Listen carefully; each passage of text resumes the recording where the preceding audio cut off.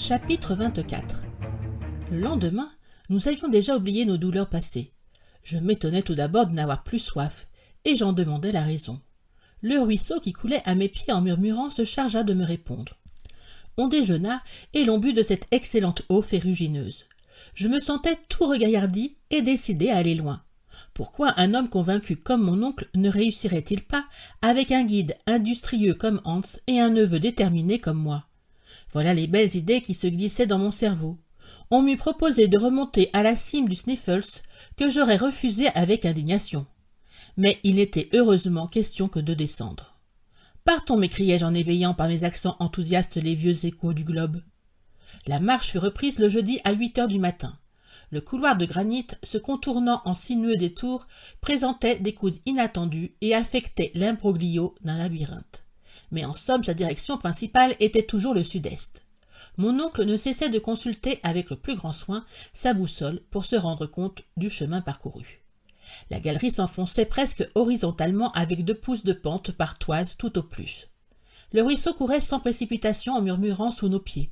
Je le comparais à quelques génies familiers qui nous guidaient à travers la terre, et de la main je caressais la tiède naïade dont les chants accompagnaient nos pas.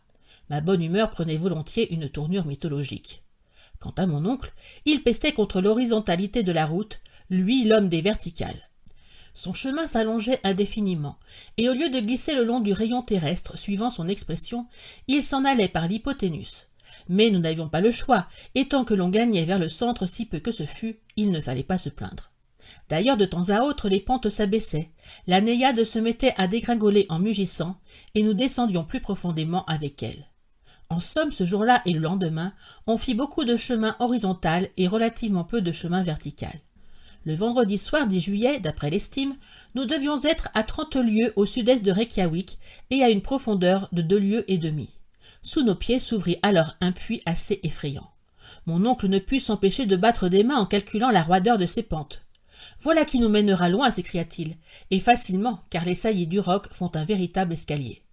Les cordes furent disposées par Hans de manière à prévenir tout accident. La descente commença. Je n'ose l'appeler périlleuse car j'étais déjà familiarisé avec ce genre d'exercice. Ce puits était une fente étroite pratiquée dans le massif, du genre de celle qu'on appelle faille. La contraction de la charpente terrestre à l'époque de son refroidissement l'avait évidemment produite. Si elle servit autrefois de passage aux matières éruptives vomies par le Sneffels, je ne m'expliquais pas comment celles-ci n'y laissèrent aucune trace. Nous descendions une sorte de vis tournante qu'on aurait cru faite de la main des hommes. De quart d'heure en quart d'heure, il fallait s'arrêter pour prendre un repos nécessaire et rendre à nos jarrets leur élasticité. On s'asseyait alors sur quelques saillies, les jambes pendantes, on causait en mangeant, et l'on se désaltérait au ruisseau. Il va sans dire que dans cette faille, le Hansbach s'était fait cascade au détriment de son volume. Mais il suffisait et au-delà à étancher notre soif. D'ailleurs, avec les déclivités moins accusées, il ne pouvait manquer de reprendre son cours paisible. En ce moment, il me rappelait mon digne oncle, ses impatiences et ses colères, tandis que par les pentes adoucies, c'était le calme du chasseur islandais. Le 11 et le 12 juillet, nous suivîmes les spirales de cette faille pénétrant encore de 2 lieues dans l'écorce terrestre, ce qui faisait près de 5 lieues au-dessous du niveau de la mer. Mais le 13, vers midi, la faille prit dans la direction du sud-est une inclinaison beaucoup plus douce, environ 45 degrés. Le chemin devint alors aisé et d'une parfaite monotonie. Il était difficile qu'il en fût autrement. Le voyage ne pouvait être varié par les incidents du paysage. Enfin, le mercredi 15, nous étions à 7 lieues sous terre et à 50 lieues environ du Sneffels. Bien que nous fussions un peu fatigués, nos santés se maintenaient dans un état rassurant et la pharmacie de voyage était encore intacte. Mon oncle tenait heure par heure les indications de la boussole, du chronomètre, du manomètre et du thermomètre, celle-là même qu'il a publiée dans le récit scientifique de son voyage. Il pouvait donc se rendre facilement compte de sa situation. Lorsqu'il m'apprit que nous étions à une distance horizontale de 50 lieues, je ne pus retenir une exclamation. « Qu'as-tu donc » demanda-t-il.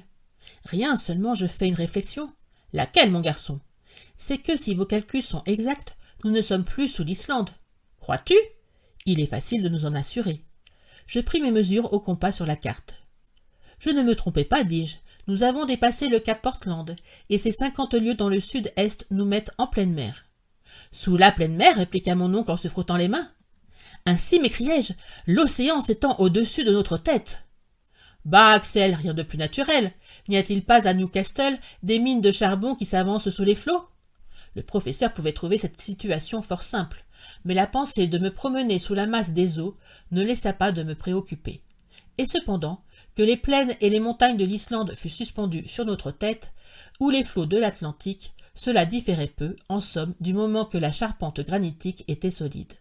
Du reste, je m'habituai promptement à cette idée, car le couloir tantôt droit, tantôt sinueux, capricieux dans ses pentes comme dans ses détours, mais toujours courant au sud-est et toujours s'enfonçant davantage, nous conduisit rapidement à de grandes profondeurs. 4 jours plus tard, le samedi 18 juillet, le soir, nous arrivâmes à une espèce de grotte assez vaste. Mon oncle remit à Hans ses 3 riksdals hebdomadaires, et il fut décidé que le lendemain serait un jour de repos.